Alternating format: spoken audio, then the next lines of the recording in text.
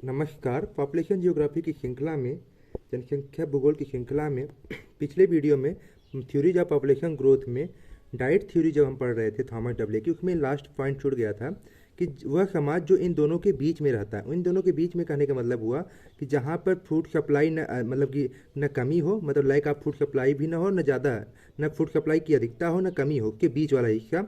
और जहाँ पे लोग न ज़्यादा अमीर हो न ज़्यादा गरीब हो, उन दोनों के बीच में जो लोग रहते हैं वहाँ पे पॉपुलेशन स्टेशनरी स्टेबल रहती है, अस्थायी रहती है। ठीक है।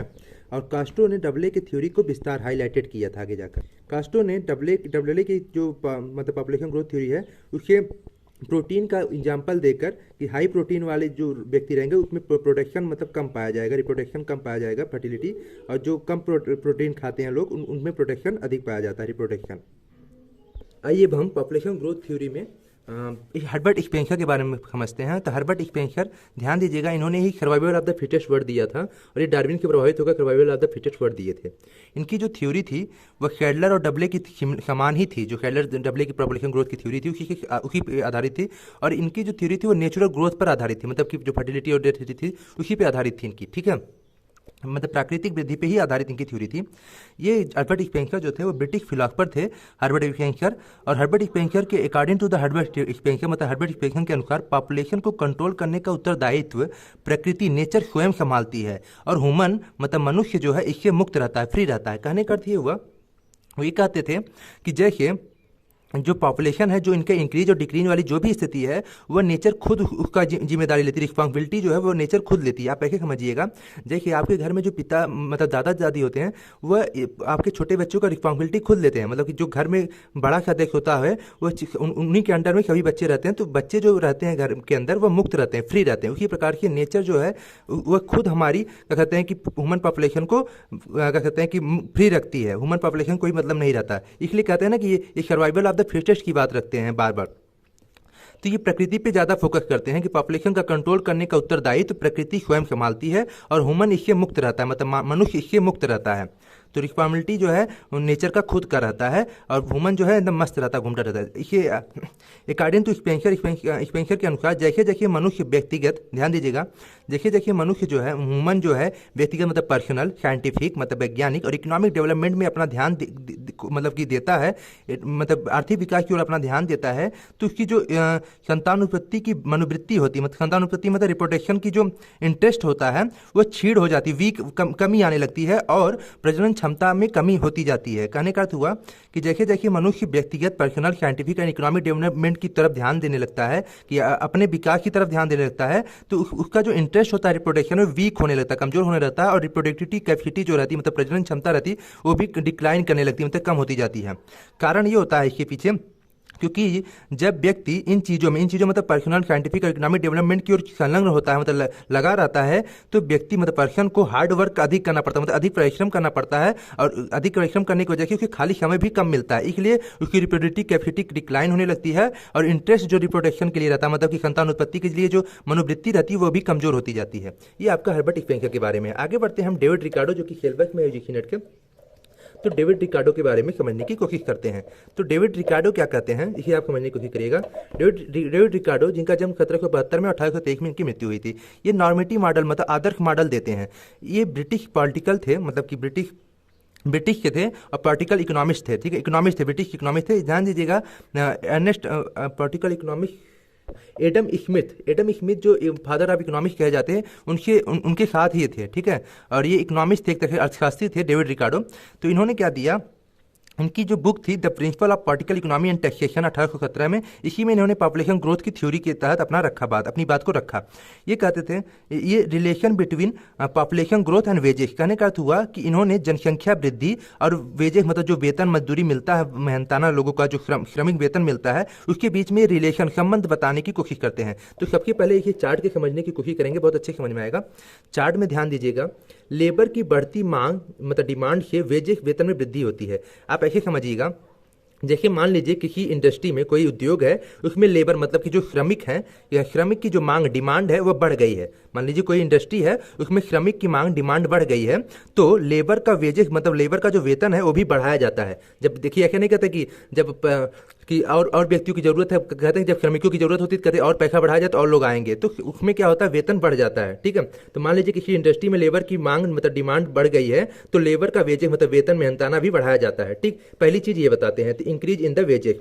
दूसरी पे ये बताते हैं कि अब आगे क्या होता है, हाई पॉपुलेशन ग्रोथ से लेबर की सप्लाई आपूर्ति में वृद्धि होगी। अब क्या होता है, जब देखते हैं कि इस इंडस्ट्री में आपको पैसा ज़्यादा मिल रहा है तो लोग ज़्यादा बच्चे पैदा करने लगते हैं, मतलब पॉपुलेशन ग्रोथ होने लगता है। तो हाई पॉपुलेशन मतलब उच्च जनसंख्या वृद्धि से लेबर की सप्लाई मतलब आपूर्ति में मतलब श्रम की सप्लाई आपूर्ति में वृद्धि होगी।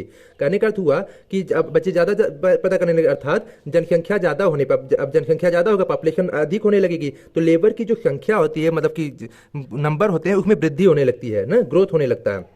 तो ग्रोथ होने की वजह से increase in the supply of the labour, labour की सप्लाई मतलब वृद्धि हो जाती है। अब जब लेबर की वृद्धि हो जाएगी उस इंडस्ट्री में तब क्या होता है कि लेबर की बढ़ती सप्लाई के साथ मतलब कि जो श्रमिक है उनकी जब बढ़ती सप्लाई मतलब ज़्यादा आपूर्ति होने लगती है, वेजेस वेतन गिरने लगता है, वेजेस जो है फॉल होने लगता है। कहने का अर्थ ये हुआ क्योंकि जब लेबर की सप्लाई यहाँ क्या हुआ, पॉपुलेशन अधिक कर दी गई, तो पॉपुलेशन अधिक करने की वजह से लेबर की सप्लाई में वृद्धि हो गई, लेबर की आपूर्ति में इंक्रीजिंग हो गई। तो इंक्रीज होने की वजह से इसलिए उनकी जो मजदूरी मतलब वेजेस था, मजदूरी दर था या क्या कहते हैं वेतन था, उसमें वो गिर जाता है, वेतन जो है गिर जाता है। अभी वेतन गिरने की वजह से क्या होता है, सैलरी इज फिक्स, सैलरी को फिक्स कर दिया जाता है आगे जाकर on the natural wages, natural wages पे प्राकृतिक मजदूरी पे जाकर फिक्स कर दिया जाता है by the cost of living, जिस लिविंग पे वो जीवित रह सके।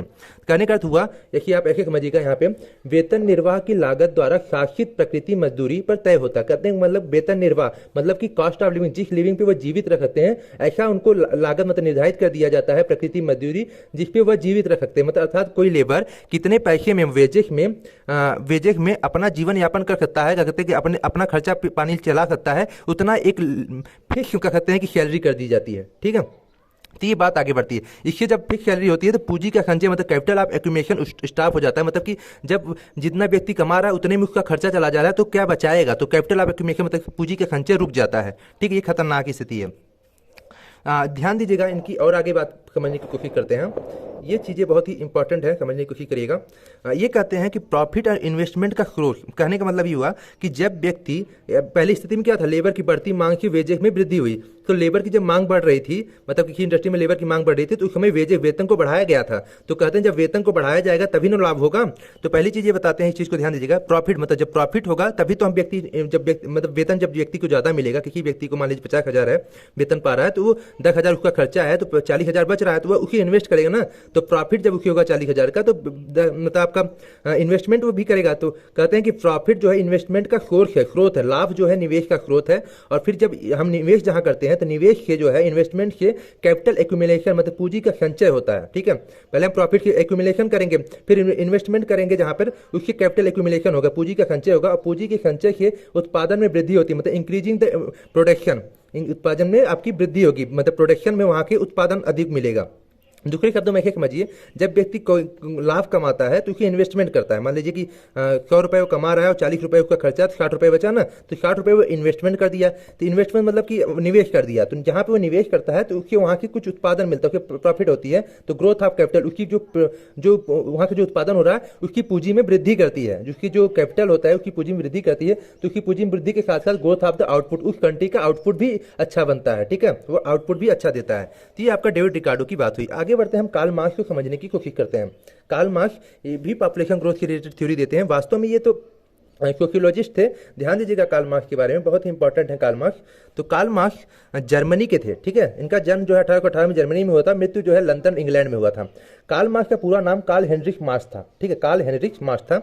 ये जर्मन फिलोसफर थे, जर्मन दार्शनिक थे, इकोनॉमिस्ट थे, अर्थशास्त्री थे और सोशियोलॉजिस्ट थे। बहुत बड़े सोशियोलॉजिस्ट थे, जो समाजशास्त्र पढ़ते होंगे वो जानते होंगे कार्ल मार्क्स के बारे में। इनकी पूरी बुक ही है कार्ल मार्क्स की। इन्हें फादर ऑफ साइंटिफिक सोशलिज्म कहा जाता है, वैज्ञानिक समाजवाद के जनक कहा जाते हैं कार्ल मार्क्स को। ठीक है, इनकी बुक थी, बहुत ही इंपॉर्टेंट बुक है, कई बार पूछी भी है, दास कैपिटल जो 1867 में पब्लिश की गई थी, ये इनकी बुक थी। और वैसे तो पॉपुलेशन के रिलेटेड बहुत अपनी बात तो नहीं रखे थे, लेकिन ये दास कैपिटल से इनका लिया जा सकता है। तो कार्ल मार्क्स ने सोसाइटी को मतलब समाज को दो टाइप में डिवाइड किया, दो विभागों में मतलब क्या कहते हैं विभाजित किया। ठीक है, तो पहला था इनका कैपिटलिस्ट मतलब पूंजीवाद, जो पूंजीवाद मतलब जो अमीर लोग हैं, बुजुर्गवाहा वर्ग कहता है, हिंदी में से बुजुर्गवाहा कहते हैं, बॉर्जियस मतलब जो अमीर लोग हैं। ठीक है, पूंजीवादी लोग जो अमीर लोग हैं, जो रिच फैमिली है, वेल्दी मतलब अमीर लोग हैं, वेल्दी कहते हैं ना, वेल्दी पीपल हो गए। ठीक है, तो कम्युनिस्ट इसमें पहला पहला था कैपिटलिस्ट। कैपिटलिस्ट मतलब होता है कि प्रोडक्शन, जो अमीर लोग हैं जहाँ पे वो प्रोडक्शन करते हैं, जहाँ पे प्रोडक्शन करते हैं उसके वो स्वामी होते हैं। देखिए कि इनके पास बड़े बड़े लैंड होते हैं, बड़े बड़े क्या कहते हैं इंडस्ट्री होते हैं जिसमें मजदूर लोग काम करते हैं, तो उसके स्वामी होते हैं, ठीक, ओनर होते हैं। एंड और जो है ये प्रॉफिट जो इनके प्रोडक्शन होता है, देखिए बड़े बड़े कृषि की फार्म से जो इनका प्रोडक्शन हो रहा है उसकी जो प्रॉफिट लाभ कमाते हैं या फिर क्या कहते हैं जो सरप्लस वैल्यू इनको मिलती है, इसके में जो अधिक अधिक पैसा इनको मिलता है उसको ये कैपिटल एक्यूमुलेशन उसके संचित करते हैं। ठीक है, उस अधिक पैसे को संचित करते हैं और रखते हैं, और फिर क्या करते हैं ये प्रोडक्शन में फिर इन्वेस्ट करते हैं। फिर मतलब कि जो बड़ी बड़ी कृषि है या फिर जो इंडस्ट्री है उसमें उसमें इन्वेस्टमेंट कर देते हैं। ठीक है, जो कैपिटल एक्यूमुलेशन हुआ, इनका पूंजी संचय हुआ, फिर इसको हम प्रोडक्शन में इन्वेस्टमेंट करते हैं, तो फिर और उत्पादन मिलता है और पूंजी संचय होने लगता है। ठीक है, तो कैपिटलिस्ट पूंजीवादी लोग हैं। और फिर इनका दूसरा जो वर्ग था वो कहते हैं प्रोलिटरेट, मतलब सर्वहारा वर्ग। सर्वहारा वर्ग का जो सर्वहारा मतलब जो क्या कहते हैं कि ध्यान दीजिएगा, निर्धन वर्ग श्रमिक वर्ग हो गया। ठीक है, जो लेबर वर्ग हो गया उनको लिया जाता है। तो सर्वहारा वर्ग में ये कहते हैं कि जो संपत्ति, सर्वहारा वर्ग की जो इनकी संपत्ति जो रहती है, मतलब कि जो वास्तव में इनकी संपत्ति होती वो लेबर होती। कहने का मतलब कि इनकी जो पूंजी होती, कैपिटल होती, वो लेबर ही होती। ज्यादा श्रम करेंगे तो ज्यादा पैसा आएगा। ठीक है, तो सर्वहारा वर्ग क्या करते हैं, अतः वह श्रम संचय मतलब कि ज्यादा बच्चे पैदा करते हैं, पॉपुलेशन ग्रोथ होने का प्रयास करते हैं। मतलब को क्या करते हैं, श्रम संचय मतलब कि लेबर को संचय करने के लिए, मतलब कि अधिक पैसा पाने के लिए वह अधिक बच्चे पैदा करते हैं। देखिए नहीं कहा जाता कि गरीब लोग सोचते हैं कि अगर हम अधिक बच्चे पैदा करेंगे तो अधिक पैसा घर में आएगा। तो वही बात यहाँ पे की जाती है सर्वहारा वर्ग में कि अतः वह श्रम संचय करते हैं, क्योंकि उनका श्रम ही संपत्ति है। ठीक है, ज्यादा बच्चे रहेंगे तो ज्यादा संपत्ति मिलेगी, तो वो श्रम संचय करते हैं, तो पॉपुलेशन ग्रोथ का कोशिश करते हैं, मतलब जनसंख्या में वृद्धि करते हैं, तो इनका प्रयत्न करते हैं। यही पॉपुलेशन ग्रोथ की इनका रिलेटेड है। ठीक है, ध्यान दीजिएगा, इसी को काटने की वजह से इन्होंने मतलब कि कार्ल मार्क्स ने साम्यवाद की विचार दिया। साम्यवाद विचार करने का मतलब जितने रिसोर्सेज हैं और जितनी पॉपुलेशन उनको इक्वल में बांट दीजिए। कहने का मतलब जो एक पूंजीवादी है जो एक तरह से कैपिटल एक्यूमुलेशन करता चला जा रहा है, पूंजी संचय करता जा रहा है, और दूसरी तरफ एक गरीब लोग है जो कि गरीब होता चला जा रहा है और सोच रहा है कि हम पूंजी संचय मतलब कि पॉपुलेशन ग्रोथ करेंगे तो हम गरीब नहीं होंगे। तो इस साम्यवाद में क्या होगा कि दोनों को बराबर मतलब हिस्सा दे दिया जाएगा और बांट दिया जाएगा बराबर हिस्सा में। ठीक है, साम्यवाद की स्थिति। वेरिएबल, इनके जो प्रमुख वेरिएबल थे, देखिए कि अगर हम कार्ल मार्क्स के वेरिएबल को देखें, जो चर थे जिसमें परिवर्तन होता रहता है, कैपिटल एक्यूमुलेशन पूंजी का संचय होना जो कि अमीर लोग करते थे, कैपिटलिस्ट लोग। लेबर डिमांड कैपिटलिस्ट लोग करते थे, लेबर का डिमांड, तो लेबर पूर्ति जो थे वो सर्वहारा वर्ग करता था। तो परसेंटेज ऑफ सरप्लस पॉपुलेशन, तो जब लेबर डिमांड बढ़ता था तो पॉपुलेशन की वृद्धि हो जाती थी। ठीक है, wages level and demographic rate, wages मतलब कहते हैं वेतन का स्तर भी निर्धारित होता था, डेमोग्राफी मतलब फर्टिलिटी मोटिलिटी रहती थी, परसेंटेज ऑफ सरप्लस पॉपुलेशन। हम इस चीज़ को यहाँ पे नहीं समझा पाए थे, ध्यान दीजिएगा। ये जो था जब पॉपुलेशन ग्रोथ हो रही थी तो वेजेस जो है कम होता था। मैं इसमें बताया था ना पहले, इसके पहले जो थ्योरी थी आपकी डेविड रिकार्डो की, इसमें कहा जा रहा था जब पॉपुलेशन अधिक होगी तो वेजेस जो है कम होगा, और वहीं पर वेजेस अगर अधिक होगा तो पॉपुलेशन की जो गति रहेगी वो अभी कम रहती है। ध्यान दीजिएगा, माल्थक का मुख्यतः लेबर थ्योरी की तरह रखा था। माल्थक की सिद्धांत पूंजीवादी व्यवस्था पर आधारित था, पहली चीज, और धनिक वर्ग पूंजीवत और निर्धन वर्ग सर्वहारा वर्ग। ठीक है, तो सर्वहारा वर्ग का जिनकी संपत्ति मात्र श्रम थी, अतः श्रम संचय मतलब जनसंख्या वृद्धि का प्रयत्न करते थे लोग। अब ध्यान दीजिएगा, इसमें जो पूंजीवादी सभ्यता थी मतलब कैपिटलिस्ट जो थी, उसमें धनिक वर्ग मजदूर को कम मजदूरी देता था और मजदूरी में कटौती करके अपने लाभ को मतलब कि प्रॉफिट को अधिकतम करने का प्रयास करता था तथा अधिकाधिक धन अर्जित करता था। ठीक, अधिक दर्जी मतलब कि कैपिटल क्या कहते हैं ना, एक्यूमुलेशन ऑफ कैपिटल एक्यूमुलेशन करता, पूंजी संचय करता था। ठीक, अधिक धन अर्जित करता था। वह इस अतिरिक्त धन मतलब सरप्लस की जो वैल्यू थी उसको निकलती थी, उसका संचय करके उत्पादन मतलब प्रोडक्शन को बढ़ाने के लिए पूंजी, मशीन आदि के रूप में ये इन्वेस्टमेंट करता था, फिर उसको अधिक पैसा मिलता था परिणाम स्वरूप।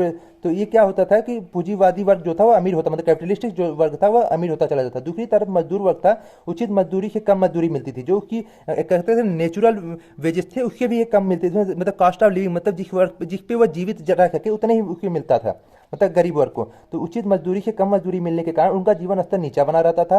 वह मतलब कि जो उनका लाइफ स्टाइल वह नीचे बना रहता, वह परिवार में श्रमिक संख्या में वृद्धि कर वह परिवार में श्रमिक संख्या में वृद्धि कर देता है। यहीं से देखिए पॉपुलेशन ग्रोथ की बात होती थी, क्योंकि वो जानते थे कि जितना उनका जो संपत्ति था वो श्रम लेबर ही था, तो ज्यादा लेबर पैदा करना मतलब कि ज्यादा बच्चे पैदा करते थे जिससे ज्यादा घर में पैसे आए। ठीक है, तो इससे क्या होता था, तो परिवार में श्रमिक संख्या में वृद्धि करते थे तो पॉपुलेशन ग्रोथ होता था, और सोचते थे कि अधिक धन मिलेगा, अधिक मजदूरी मजदूरी को प्राप्त कर सकता है, क्योंकि उसके पास उसके परिवार के सदस्य ही उसकी पूंजी थी, कैपिटल थी। इस तरह इस कारण से जो निर्भर मतलब गरीब जो लेबर थे उनकी जनसंख्या में वृद्धि तत्पर रहता गया, मतलब जनसंख्या जनसंख्या पॉपुलेशन ग्रोथ में वृद्धि होती है, किंतु यह जनसंख्या वृद्धि मतलब पॉपुलेशन ग्रोथ में अतिरिक्त बेरोजगारी मतलब कि ओवर बेरोजगारी मिलने लगी उत्पन्न हो जाती है, जो निर्धन को और निर्धन बना देती है, मतलब कि जो पॉवर्टी है उसकी और पॉवर्टी की तरफ ढकेल देती है। कहते हैं ना, निर्धन को और निर्धन की तरफ जाने का यही कारण होता है। इसी प्रकार धनी वर्ग और निर्धन वर्ग का अंतराल बढ़ता चला जाता है। मार्क्स का मत था कि पूंजीवादी व्यवस्था ही जनसंख्या की समस्या का जड़ है। पूंजीवादी समस्या मतलब जो कैपिटलिस्ट है, जो अमीर लोग हैं, यही जनसंख्या की समस्या का जड़ है, यही बातें रखते हैं। इसलिए ये क्या कहते हैं, ध्यान दीजिएगा, अतिरिक्त ओवर पॉपुलेशन की बात रहती है। ये कहते थे साम्यवादी व्यवस्था। अगर हम साम्यवादी मतलब क्या कहते हैं, इंग्लिश में क्या कहते हैं, साम्यवादी नहीं याद रहा, मतलब ऐसी व्यवस्था जो कि आप ऐसे मेरे समझने का, जिसमें पॉपुलेशन रिसोर्स सबको बराबर बांट दिया जाए, जितनी रिसोर्सेज हैं और जितनी पॉपुलेशन है सबको बराबर हिस्सा दे दिया जाए। मतलब कि जो अमीर और गरीब वर्ग है, इसमें जो अमीर वर्ग के जितना ज़्यादा पैसा मिला है उसको गरीब वर्ग में बांट दिया जाए और गरीब और अमीर को दोनों को बराबर कर दिया जाए। तो ये साम्यवादी व्यवस्था के प्रचलन से कहते थे कि सामाजिक आर्थिक जो बुराइयां हैं गरीब अमीर वर्ग के बीच में, वह समाप्त हो जाएगी। ये इनका विचार था, ठीक है। और ध्यान दीजिएगा कि उनके अनुसार जनसंख्या समस्या के साथ ही समाज में समस्त सामाजिक आर्थिक समस्याएं पूंजीवादी अर्थव्यवस्था की ही दुष्परिणाम। पूंजीवादी अर्थव्यवस्था मतलब कहने का मतलब कैपिटलिस्टिक जो मतलब अमीर लोग हैं उनका ही परिणाम है, जो ये अमीर गरीब वर्ग बनता जा रहा है। इंग्लिश मिल गया। मार्क्स पूंजीवादी अर्थव्यवस्था के कट्टर विरोधी थे और साम्यवाद कम्युनिज्म, ध्यान दीजिएगा, कम्युनिज्म यही साम्यवाद था, कम्युनिज्म के प्रबल समर्थक थे और प्रचारक थे। कम्युनिज्म कहने का मतलब कि सबको बराबर बांट दिया जाए, ठीक है। साम्यवादी अर्थव्यवस्था के लिए पूरी तरह से तत्पर थे।